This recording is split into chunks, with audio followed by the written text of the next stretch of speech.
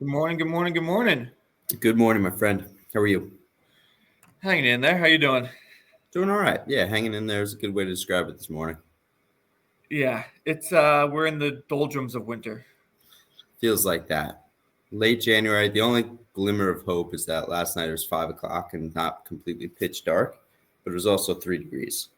Yeah, I don't know where you're getting that. I just if it's night if it's past 4 p.m. in the winter, it's bleak out no matter what. It is bleak. Yeah, that's a good way to say it.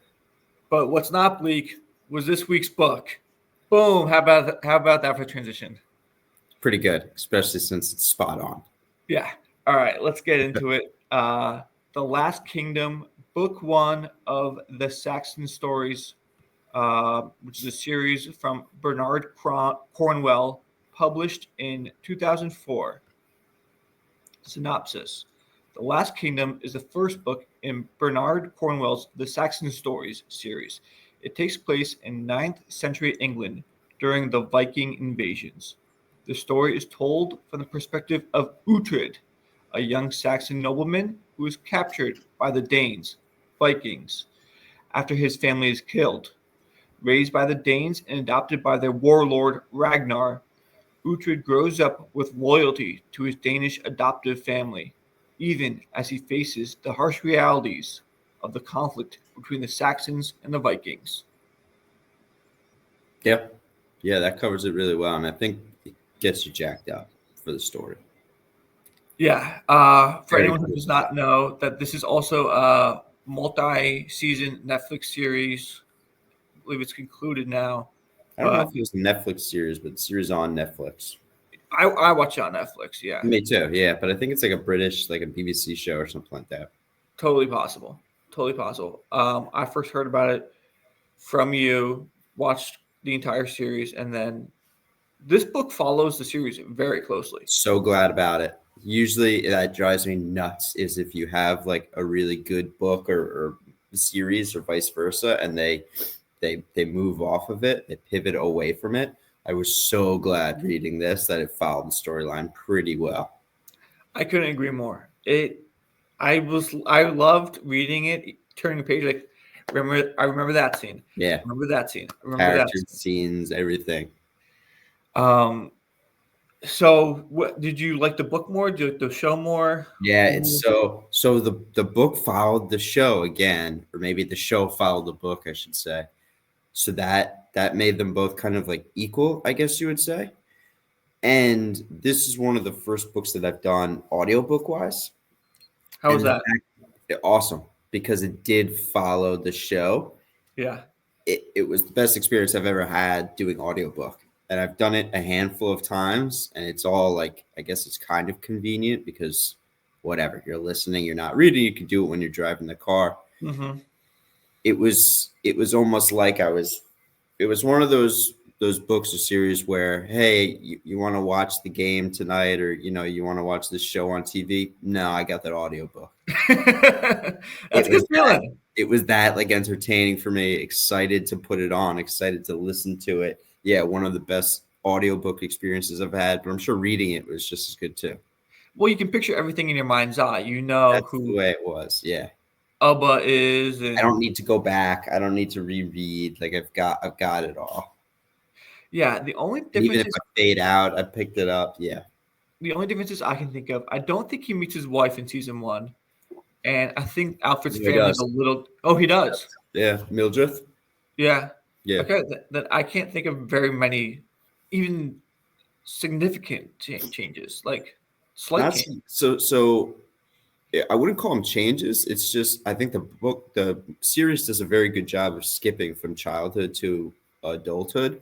Hmm. Um, the book obviously covers a lot more in the childhood, Yeah, and that's pretty him bang on. growing up as a Dane, Uh, which is it's smart for the series to have skipped, and it's nice to have that extra backstory from the movie, but not or from the book, but not anything that was missed. yeah, you kind of have to get into the main progression of the plot with the Yeah. main matured character. Did you similar issue I had with the show? I had with the book. I mean, they're more or less one and the same.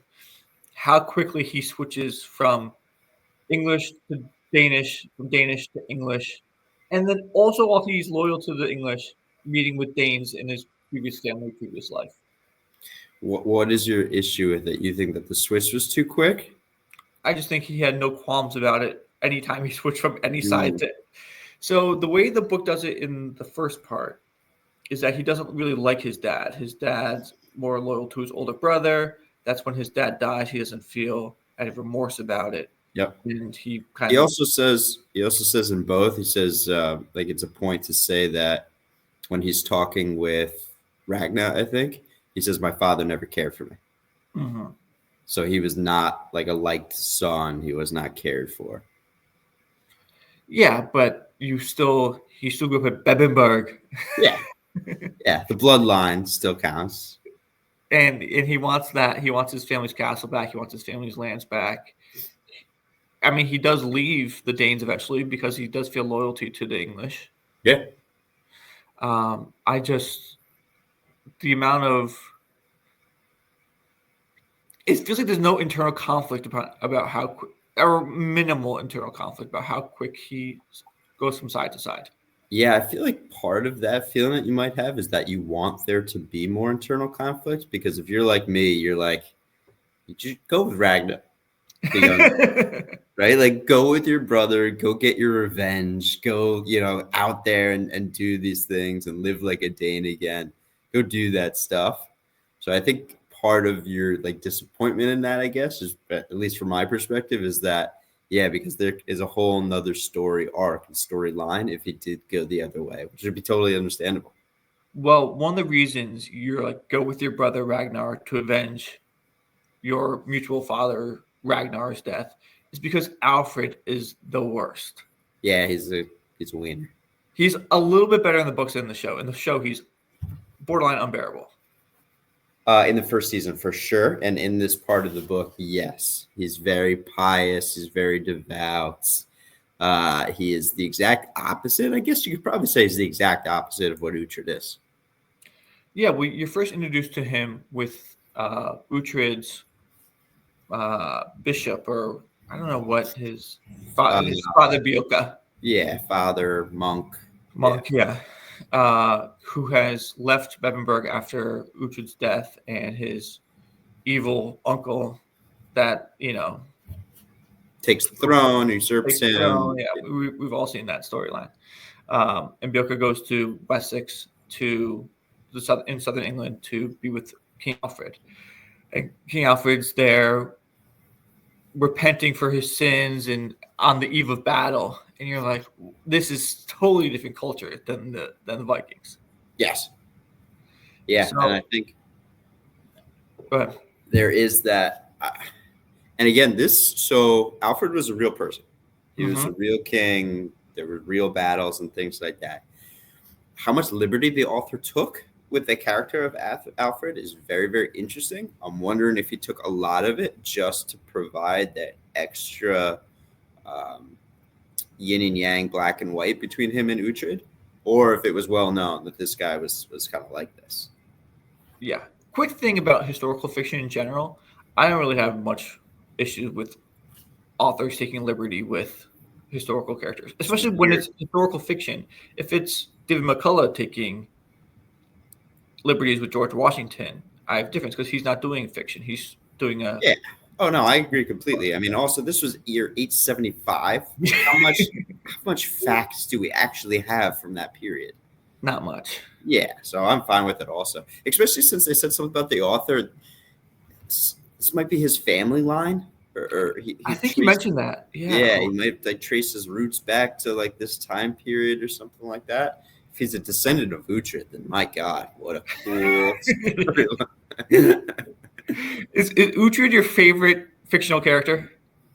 Certainly a way up there, Yeah. like way up to the top. Yeah, that's a tough and interesting question, but certainly way up there. Okay. Do you have? I was looking at this. I was like, I know there's a term in video game culture which I have very little knowledge of for when a character is super strong, and I looked it up. It's called OP when they're overpowered. Do Okay. you have any issue that Uhtred might be slightly OP'd. Nope. I don't think he is. Not at all. You just think, go do your thing? Yeah, I mean, it's not like he's slaughtering men by the thousands. Lando. He's at He, one time in every battle, he's kicking ass. in a shield wall where, yeah, I mean, I guess he is kicking ass, but it's not like magical. I guess that. The last scene of him going behind enemy lines and setting fire to the ships is a little bit. No, I'm just like, he's basically like, we need you. You are the best warrior. You fought in one battle. Yeah, he's our A team. He's our SEAL Team 6 as one person. Okay. Hey, I asked if you had any issues with it. You said I have no issues with it. Zero issue. I have an issue with you thinking that there's an issue. No, so you have to just buckle up. This guy's sweet. Just let it happen. Yeah, usually there are some characters who are like either over the top or the main characters where it's a little bit too much. To me, there's nothing too much about this. I see nothing wrong with him getting, the perfect sword, the perfect, exercise. So he's just obviously the best warrior immediately. There's a part, not that I have a problem with it, but in the show, you're guessing his age is like mid-20s or so, just because the character that was cast in the time. The actor, yeah. Saying in the book that he was 18 or so doing this. I think it might have even gone up to 20 years old. That's a little stretch.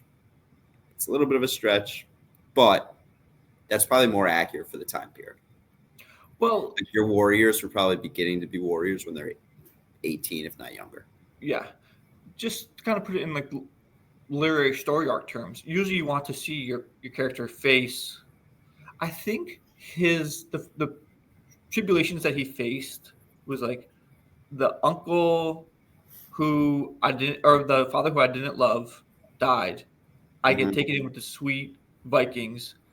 Everything's good.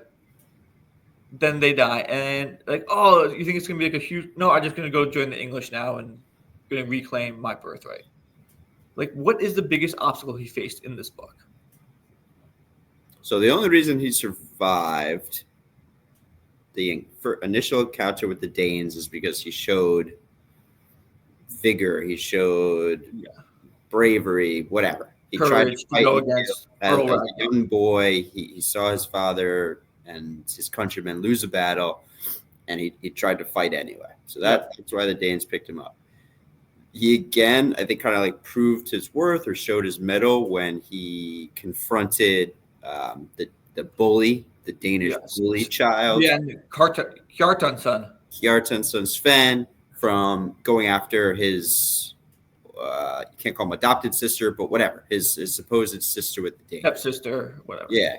So there's like a couple instances where the Danes said, I don't think this guy is English. I think he is Danish. So I think he's kind of, he had like that blood within him all along. I will also say that the book does kind of present an interesting point where he mentions is that his bloodline, so Uhtred's down the list, are descendants from the Nordic god. Yeah. They don't call him Odin. What do they call him?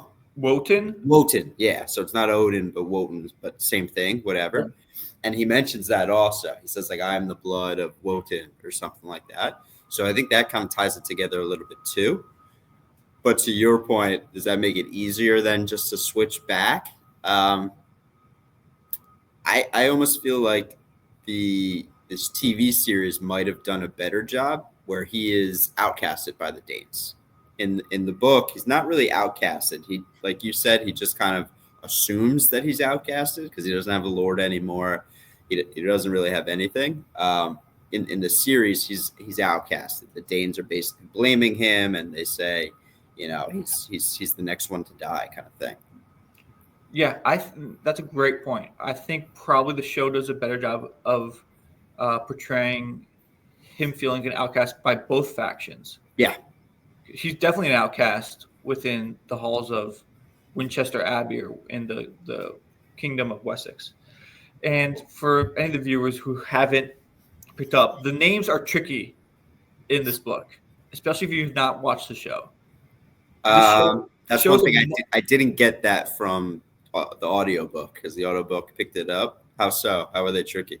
well. I just want to go one section. How is Uhtred spelled? U T Same way. H R E D? Uhtred. Uhtred? Okay. This is it's all of the entire book is in Uhtred's perspective. I settled in southern Mercia. I found another uncle, this one called Elderman Ethelred, son of Ethelred, brother of Ethelwulf, father of Ethelred, and brother of another Ethelred, who had been the father of Aelswith, who was married to Alfred, and Elderman Ethelred. Yeah. Just buckle up for when you. Fortunately, there's not too much of that, and those characters mean nothing. You don't have to know those names at all, except one of them. There's I one. picked that one passage because it's the most over the top. Yeah, that is and over the top. I remember reading that also and thinking to myself, like, there's only one Ethelred I can remember, so hopefully there's only one we need to care about here. So there's a lot of Middle English names. Yeah. But he does a pretty good job of being this Alfred, or let's just say Aelswith, Alfred's sister. Uh-huh. Yeah. I don't know if that's the exact name, exact relation, but for example, there's a lot of Aelswith and Ethelreds and Ethelfleds, but they do a good job of saying, hey, this is the cousin, this is the brother, this is the niece or nephew. But it is commonplace throughout the book that there are some very tricky names. Yeah, it's a part of the time, and even of the cities and locations, some of those are tricky as well because you're kind of translating from the Old English, which is totally different. Speaking of, I think the book does such a better job of establishing the culture of Middle Ages England than the show. Them talking about going through the Roman ruins and not knowing who built it was such a cool part of the book. I agree. I think that was pretty cool. And it was pretty much from both sides too. So like the Danes would think that, the gods came down or whatever, and the English thought that there were giants who came down and did so. It is interesting to think about that. I kept thinking back, so I'm going through that, and I'm thinking of like these buildings that are still standing and stronger architecturally than anything at the time. And I thought to myself, Colosseum was built like hundreds of years before this. Imagine if they saw that. Yeah. What would they think then? Like you have to think something came from not this planet. Well, there's a cool scene. Oh, they go to London in this book. I don't know if they go to London in season 1. Okay, maybe. I don't think so either, actually. But there's this London, but yeah. Yeah, London, which is I like that kind of Middle Ages English to Common English cities and everything. Where I don't know if that's where the nursery rhyme comes from, but they have to sail around the collapsing London Bridge that was previously built by the Romans, and they kind of use those pillars as it wasn't completely done right. I thought that was so interesting. It's such a great setting for the book. Like I thought that was cool, and it made me want to like get a map because it does kind of show you that the rivers really controlled where movements were being done. Yeah. Like the River Thames, I need to look at that river and see where it starts and finishes. Yeah, there's a map in the beginning of the book. It's just so hard. Oh, shoot. All right, so that's something you missed out from the audiobook then. And Kindle too, because I'm not going all the way back to the. Yeah, Kindle's weird to move it around too. This book. That's another interesting piece, like historical too. Like London is the capital now. It's kind of centralized, I guess you could say, or southern centralized. But Wessex was the beginning of the kingdom. Winchester was south as you get, basically, where they were locked in that bottom corner, which is now Brighton. I don't know my British Isle geography. I've been there once. I just know Brighton hits the water, it hits the English Channel, so it could be Brighton. But yeah, Wessex is as far low as it gets. Northumbria, I wouldn't say is at the top where Uhtred's from. I wouldn't say that's the absolute top of where England is now, but it's north. Yeah, it's he says he's like fairly you're familiar with the Scottish or the Yeah, Scots, right? yeah, it's up So there. it's up there.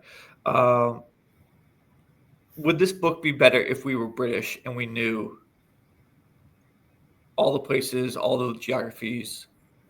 I think this would be pretty sweet if this is your country's history. I don't think you need to be from there, but if you're familiar with the area, It would help. I think it would help a little bit. Like if you've taken a train from London to where Wessex is now, or if you've been on the River Thames or something like that, yeah, I think that would help a little bit. I think yes, I think it would help. But generally, you just think about it that Danes are in the north, the Wessex, the West Saxons are in the south, and the Danes are kind of controlling from north to south. That's how they're rolling in their conquest. Yeah, and the kind of, I guess, maybe tricky part is you have to understand that at this time you are saying Saxons, which is correct. There was a separate faction of Britons from Wales, I guess, or in that area, who fought against the Saxons. They're So we almost a don't third have, faction. They're say that again. they're almost a smaller third faction between the Danes and the Saxons. Yeah, Who yeah, they at are one kind of like point a they fight both. go-between. Everybody's fighting everybody. Yeah, but that is a big difference because yeah, the Britons and the Saxons don't kind of combine until like much later on. Right now, they're enemies. I'm pretty sure. And then Wales is on the it's on the western coast of the British Isle, and that would Western make coast sense. and north, yeah, up by Scotland. Yeah, I feel like this book. Do you think it would be helpful to read the book first or watch the show first?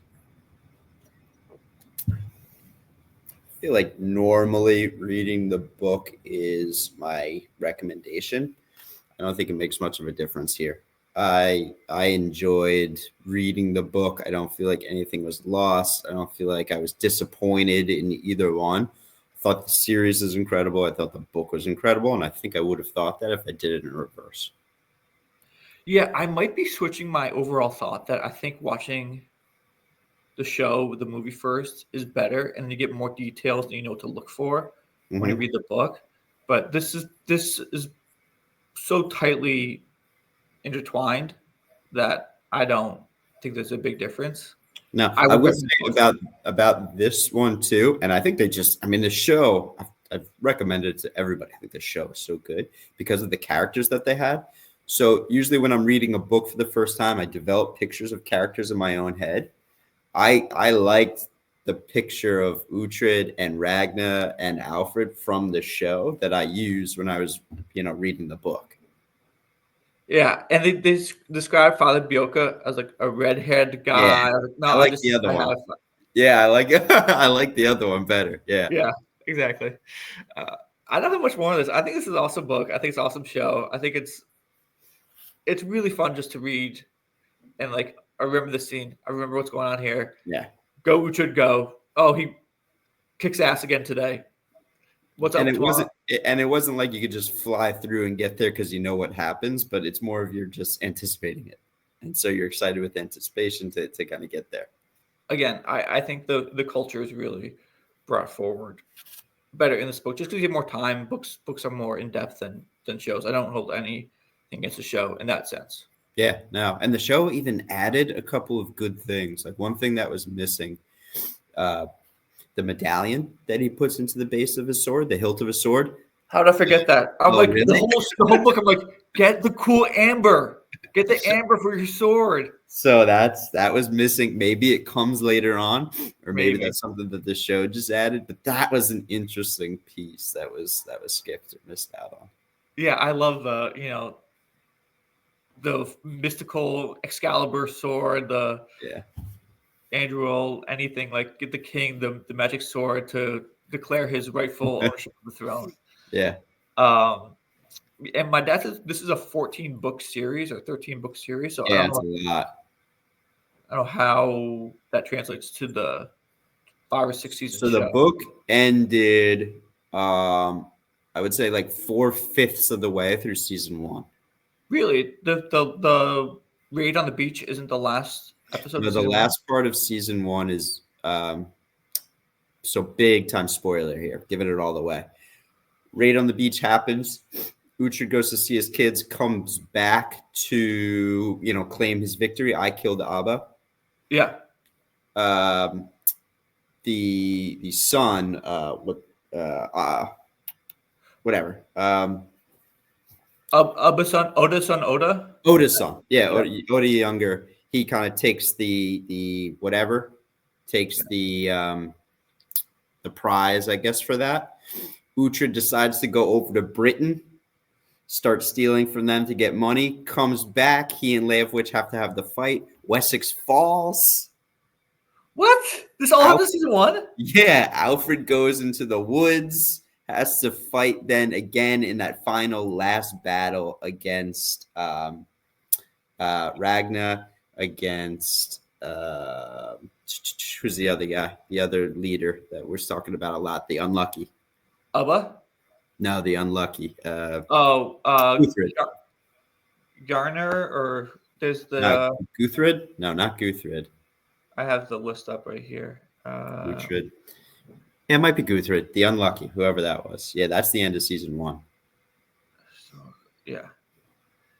Wow. Yes. Guthrum. Yeah, Guthred, I think, is later on. Yeah, that's the end of season 1. The Raid on the Beach is such a good ending of it. It would be, yeah. Now, the biggest battle, like the actual battle later, after Wessex Falls, might be Ethelwich. I forget where the land is from. Like that's a known historical battle. Like there's a record of it and everything else. So I was curious. I thought that would certainly be the end of book 1, but the book 1 ending where it did, I thought was pretty good because it sets up book 2 to start on a. Yeah, Empire Strikes Back. We're not doing well. Yeah, we're on the decline. Things with his wife aren't going well. Yeah. One final thought. It would make total sense if Bernard Cornwell could trace some familial lineage to characters in this era, because you could tell he's having fun writing this book. Yeah. I love it when you can tell a writer is absolutely loving writing something. That's clear from the page that this is a fun book to read. Yeah, I'm sure he had fun writing it. I would be very, very curious of like getting to know him or hearing kind of firsthand about his research or him coming up with this. Is I agree. I think that this book was, if you have any historic connection to that time period, you just want to know more. It's such a cool, interesting, world-altering period of time. Absolutely. I'll give my score. Yeah, let me pull it up.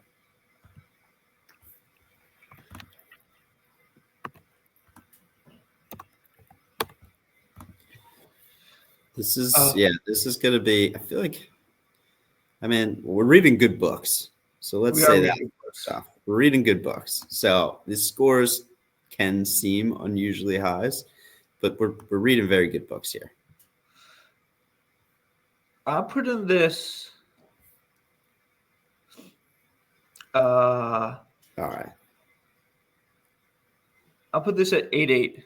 Okay. Yeah, I'm looking right now. I've thrown a couple 10s out there already. 9.5. That makes sense. I think I'm consistently a higher scorer than you. But those are pretty accurate. Those are pretty acceptable yeah, scores. This is like a no doubter. It's just no doubt. Read it, watch the series. How many pages was it? So in the audiobook, I think it said like took 10 hours to listen to, I think. And I was kind of speeding it up a little bit. How many pages was the book? I think 350. I can look it up. Okay. Yeah, so nothing crazy long. It's not like a Game of Thrones or. Yeah, the Wikipedia says 400 hardback, 384 paperback. I don't know what that really means, but. So in terms of like characters and storylines and things, I would call it's like Game of Thrones light, where same action, same like historical concepts, swords, daggers, all that kind of stuff, but so much less from plot and back plots and single perspective. Game of Thrones, just perspectives every chapter. Yeah. Game of Thrones light's great. If you like Game of Thrones, you'll like this. basically. Yeah, if you like, This is a very likable book. if you Overall, like very anything, really, you could like this book. Yeah, the characters are just so likable. There is good writing into it as well, though. There's like really good like one-liners and thought processes, and destiny is all, destiny is everything. There's really good like one-liners again. This book gets such a high score for me because I think I'm gonna buy it and have it, and this might be one that I like reread. I can totally see that. They use destiny a lot as like, I don't know which way I should go. I'm just gonna go with my destiny.